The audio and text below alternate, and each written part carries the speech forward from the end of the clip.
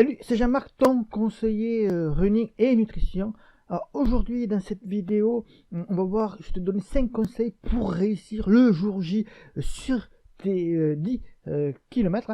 Parce que tu sais, si tu te prépares plusieurs semaines à l'avance pour ton 10 km, que tu fais attention à ton alimentation, aux entraînements que tu fais, tu essayes d'avoir des entraînements bien proportionnés, en qualité, en volume, ne pas trop en faire les bonnes séances.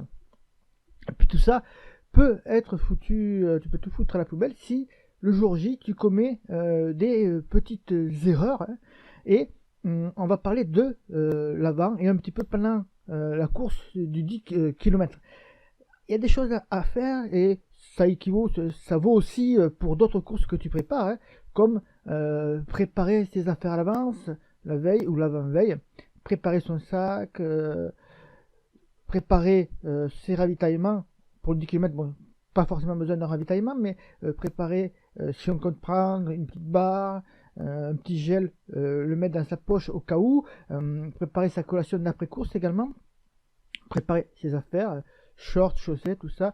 Je conseille de prévoir une affaire, un pack d'affaires beau temps et un pack d'affaires également un peu mauvais temps, au cas où, notamment par exemple s'il fait très frais le matin, avoir des manchons un peu comme font les cyclistes. Il en existe pour des manchons de course à pied également. Attention aux chaussures également. Là, tu vas peut-être plutôt t'orienter sur une paire de chaussures un peu plus légères pour avoir un peu plus d'impact au sol, pour avoir aussi surtout des chaussures un peu plus nerveuses qui te permettent d'accélérer à certains moments de la course. Là également, on ne prend pas de chaussures neuves sur une course, sur une paire de chaussures qu'on n'a pas essayé avant. Ça, c'est vraiment très important, même sur un 10 km, les ampoules neuves sur une course, sur une paire de chaussures qu'on n'a pas essayé avant. Ça, c'est vraiment très important, même sur un 10 km, les ampoules peuvent très vite arriver, par exemple, ou les frottements à des endroits qu'on ne souhaite pas avoir. Également, une fois que tu as préparé ses affaires, tout ça, regarde aussi le parcours, le transport pour aller sur le lieu de ta course.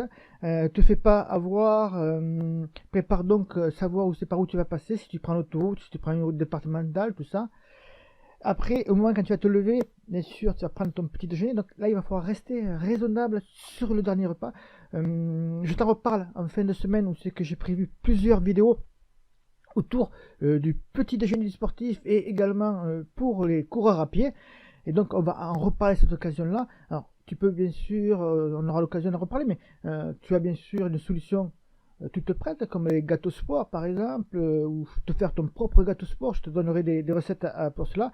Sinon, si tu es pressé et si tu veux trouver quelque chose qui soit adapté en glucides, lipides, protéines, tout ça, qui soit toujours calibré, quel que soit, que tu n'as pas besoin de faire tes propres portions, ou plutôt de calculer le grammage de la farine que tu vas mettre, etc. etc. Tu as déjà en dessous de la vidéo, je t'ai mis un lien vers notre solution de petit déjeuner idéal pour les sportifs. Donc le petit déjeuner, attention à ne pas trop le charger, ne pas trop manger avant, parce que bon, un 10 km c'est assez rapide et il faut éviter d'avoir le repas sur le ventre.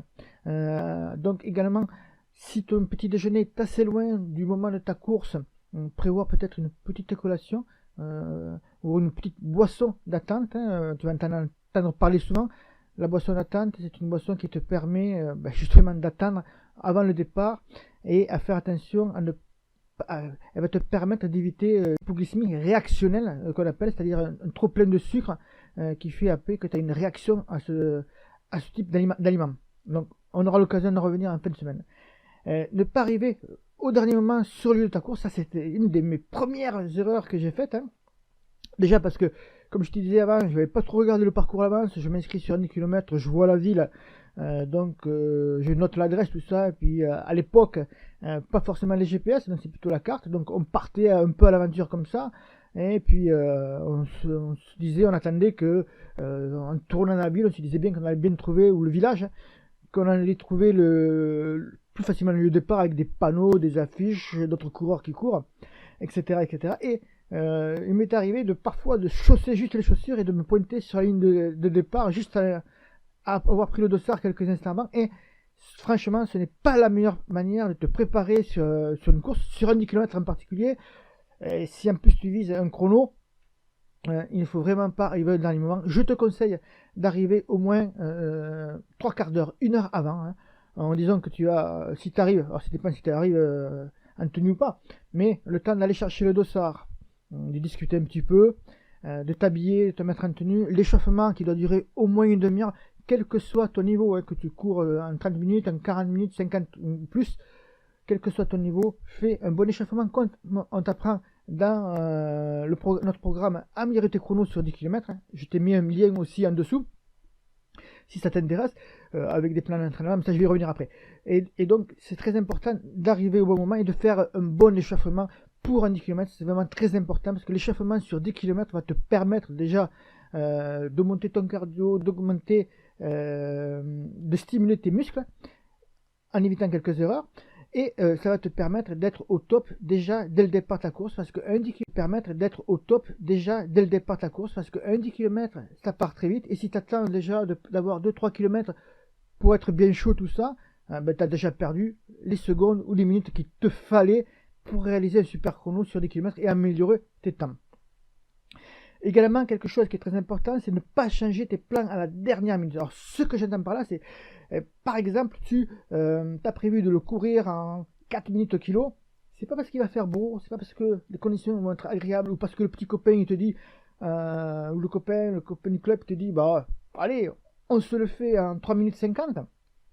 Ça, c'est des erreurs à ne pas faire, hein, parce que là, tu es sûr de te planter, parce que l'entraînement que tu as fait avant, attention, je vais tousser un petit peu, excusez-moi, l'entraînement que tu as fait avant tu as travaillé des allures spécifiques, et ton corps s'est adapté à ce type d'allure, et si tu le bouges, si tu le changes trop, là, 10 secondes par exemple d'écart, c'est énorme, tu vas exploser en vol à un moment donné.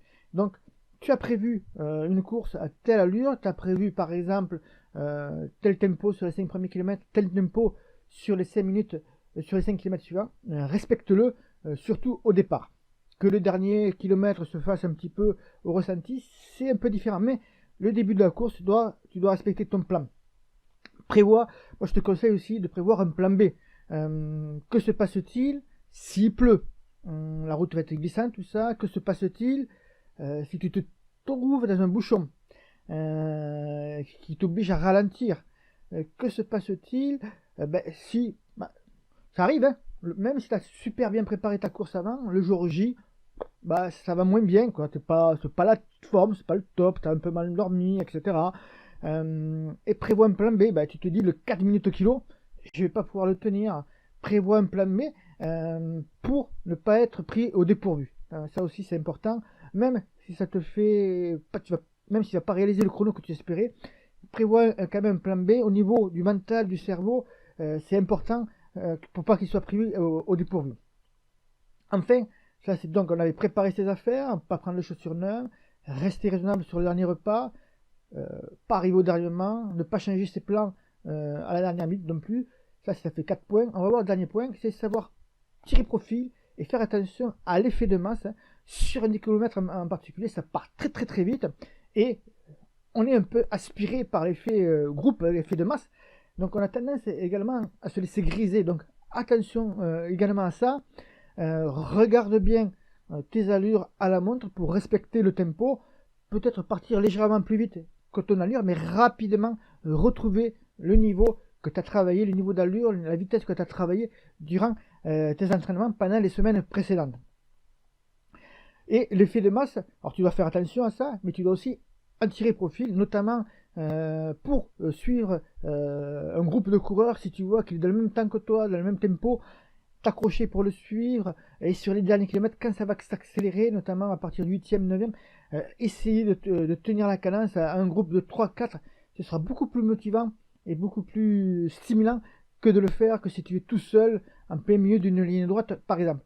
Donc voilà ce que j'avais à te dire sur ces 5 conseils pour réussir ton jour J lorsque tu vas courir un 10 km en compétition. Aussi, j'aimerais te rappeler 2 points très importants, ces 5 conseils que je te donne là. Tu ne pourras pas y arriver, tu ne pourras pas améliorer tes chronos sur 10 km si tu n'as pas les 2 indispensables qui sont d'avoir suivi un plan d'entraînement sur 8, 10, 12 semaines qui t'a permis de calibrer tes allures de vitesse à différents rythmes, de trouver ton allure de course. Et le deuxième point indispensable, c'est de travailler cette allure de course sur 10 km. C'est comme un semi ou un marathon, il y a des allures de course. Alors tu verras que très souvent, tu vas chercher sur internet, tu trouves des plans ou des allures, des tableaux d'allure.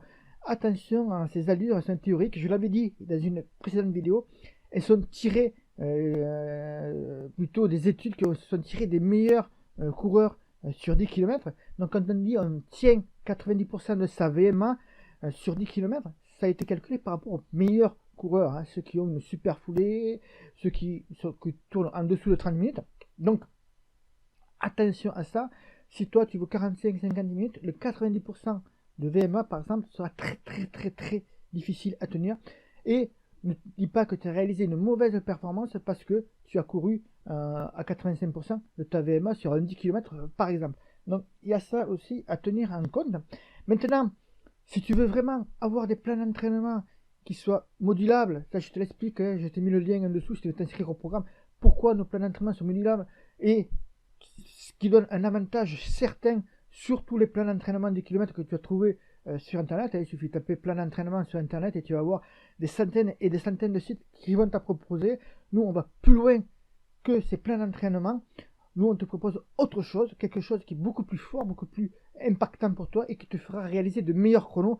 Alors je ne te dis pas qu'on a les meilleurs plans d'entraînement sur 10 km, hein, loin de là, mais ce qu'on te propose à côté, qui est le plan d'entraînement d'un côté, et ce que nous on te propose à côté, en plus du plan d'entraînement, de nos plans d'entraînement, qui ont été faits par Frédéric Hurlin, notre entraîneur professionnel expert, c'est quelque chose qui va tirer le meilleur parti pour toi. Et si tu veux vraiment en tirer profit sur cette course, sur cette distance-là, je t'invite très fortement à cliquer sur le lien ci-dessous pour voir ce qui se retourne derrière leur programme 10 km. Donc voilà, ça y est, maintenant j'ai fini ma vidéo sur le 10 km en compétition avec les 5 conseils pour réussir le jour J. Alors, si ça t'intéresse, je t'ai mis des liens différents en dessous. Et si tu as des questions autour du 10 km, ou des